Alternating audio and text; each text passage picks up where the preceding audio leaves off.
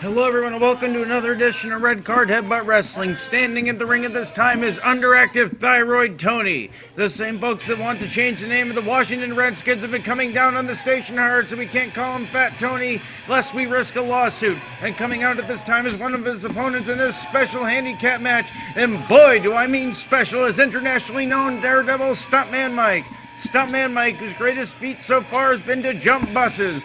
And from what I'm understanding, it wasn't anything like what you people might be thinking. The way the story goes is that he jumps on buses hoping the driver won't see him to make him have to pay the $2 and change to get across town. He's currently planning to go across Snake River Canyon in an old Buick that's being driven by Jamie Dundee. That may be too dangerous even for him. That trip across the canyon will be broadcast on the live Channel 72 special, and he's okay. The Best of Stuntman Mike.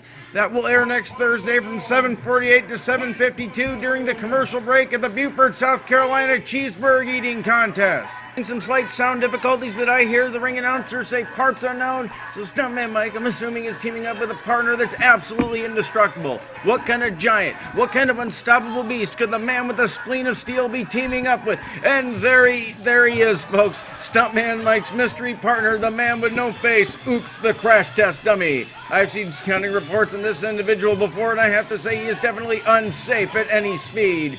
His manager, former presidential candidate and general all-around tinfoil hat-wearing nut Ralph Nader, is noticeably absent in the building tonight. Let's see how he fares in this tag team handicap contest, as I have never seen him work in a group of less than 4. We'll be back for the start of this contest after this message. What's that? Do you have insurance on this car? No. It must be Eagle Man. I've got something for you.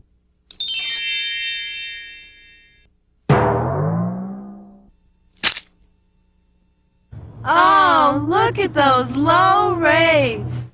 Folks, we are back and the bell is about to sound to officially begin the contest. Stuntman Mike is likely to take the start as his partner is quite put together well technically, but he tends to fall apart at first contact.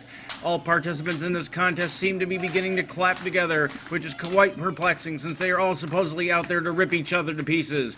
We're seeing a little bit of stalling as neither Stuntman Mike nor Underactive Thyroid Tony wants to be the first one to make a mistake. Mike seems to be as equally perplexed as someone is asking him to perform a feat of physicality without a giant net and a team of firemen ready to hose him down standing nearby. First blows at the contest as Underactive Thyroid Tony gets in a couple of forearm shots as Stuntman Mike crumbles to the ground like a crash test dummy. Oh dear God, I didn't really mean that. Frank, if we're not doing this live, is there any way that we can edit that out? It's bad enough that I got special interest groups up my ass keeping me from calling Fat Tony, and I have to bring up the fact that he's got a genetic thyroid condition. Look, man, I know. I don't want to say it and calling him just plain Tony. We might as well be calling him goddamn Dr. X or something stupid like that. But please edit that out in post. The last thing I need is the crash test people suing me for calling one of their clients a dummy.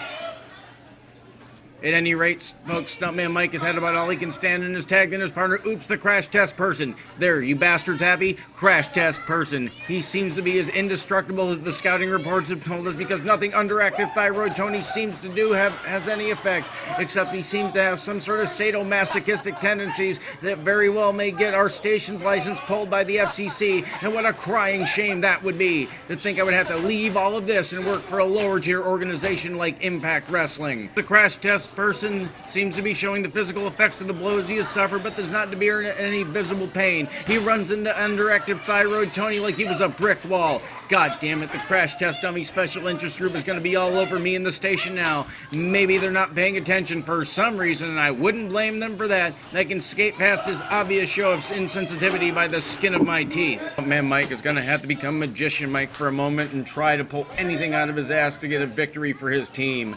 Stuntman Mike flopping around like one of those dummies they use in test crashes, and it seems to me that all hope may be lost for the man with the spleen of steel. In all objectivity, guy with an Underactive Thyroid Tony has this one game, set, and match. He has a hard-looking armbar synced in about as deep as one can get. and Stuntman Mike is trying desperately to counter, and it seems the tables have been turned on him as Tony takes him down with a hard shot to the temple.